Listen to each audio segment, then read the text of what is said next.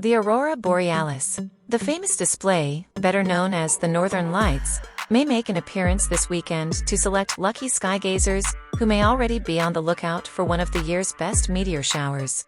Because the Perseids are also on tap to put on a dazzling spectacle across the night sky, it's possible some people could be treated to a double serving of celestial phenomena. A Friday forecast from the National Oceanic and Atmospheric Administration predicts that solar activity could reach high enough levels to make the auroras visible in certain regions of the United States. The storm watch that the agency's Space Weather Prediction Center issued for Friday through Sunday largely coincides with when the Perseid meteor shower would be peaking. Here's what to know about the Northern Lights, and how you may be able to catch a glimpse of them. Now the question is, where are Northern Lights forecast to be most visible?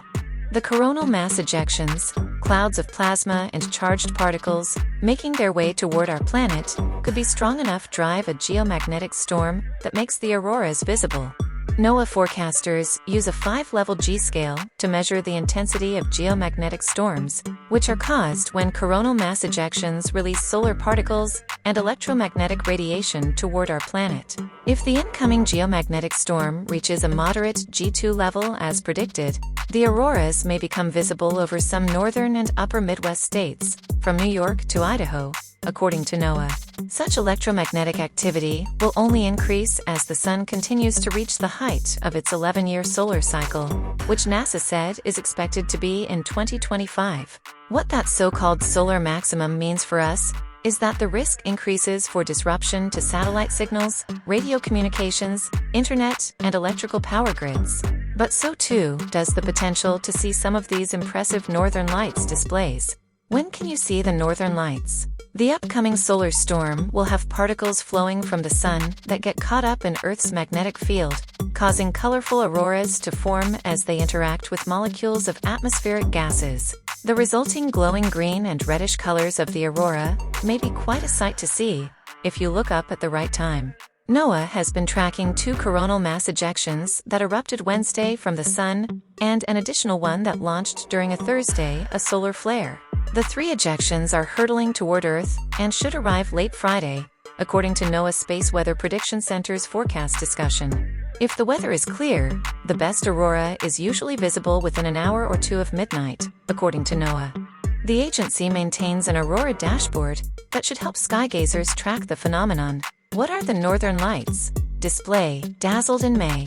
The auroras are a natural light display in Earth's sky that are famously best seen in high-latitude regions. As particles flowing from the sun get caught up in Earth's magnetic field, colorful auroras form as they interact with molecules of atmospheric gases. Earth's magnetic field redirects the particles toward the poles through a process that produces a stunning display of rays, spirals, and flickers that has fascinated humans for millennia.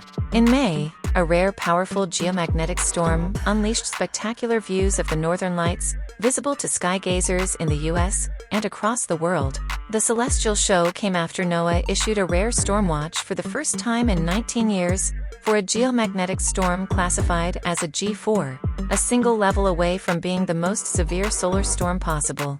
The solar storm that the coronal mass ejections caused led to some reports of power grid irregularities and functional decreases in high-frequency communications and GPS systems, NOAA said.